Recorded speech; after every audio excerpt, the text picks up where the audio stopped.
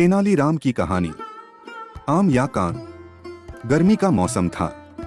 तेनालीराम से मिलने तंजौर के पास बसे छोटे से गांव से एक दूर का रिश्तेदार आदिनारायण राव आने वाला था। वह तेनालीराम की पत्नी का रिश्तेदार था। तेनालीराम की पत्नी मेहमान के स्वागत की तैयारियों में व्यस्त थी।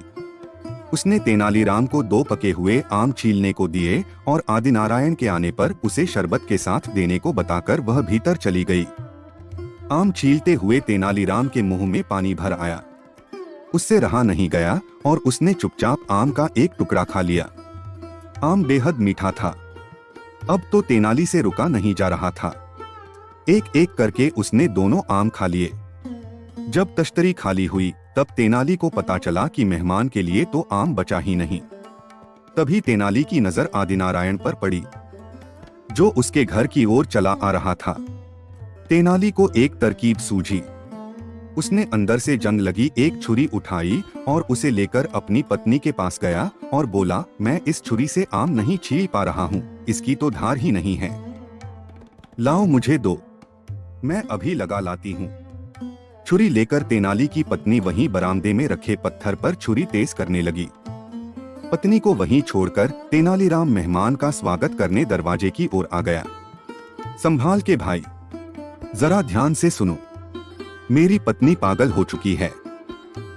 भीतर मत आना, वो तुम्हारे कान काटने की तैयारी कर रही है, देखो। अपनी पत्नी की तरफ इशारा करते हुए तेनालीराम बोला। क्या बोल रहे हो? वो मेरे कान क्यों काटेगी? आदिनारायण राव को यकीन नहीं हुआ। तुम झूठ बोल रहे हो तेनाली। मैं भला क्यों झूठ बोलूंगा? वो देखो, खुद ही देख लो, वह तुम्हारे लिए ही इस छुरी को धार लगा रही है।